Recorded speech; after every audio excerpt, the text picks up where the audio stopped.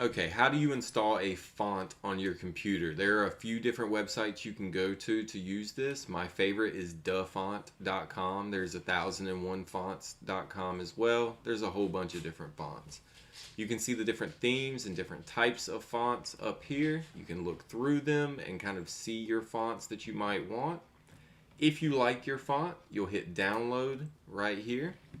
And that'll generally download either a zip or a TTF or OTF file. I'm going to click on that zip and I'm going to look at what it gives me. It gives me a true type font file. Now that's a TTF. There might be an open type font file as well called an OTF. Those are files that allow you to install a font. If you double click on it and then click install, it'll install that font on your computer immediately. This works the same way on a Mac, it just looks different, okay? So you'd still click on that OTF or that TTF, and then you would hit install. It'll install it into your font book.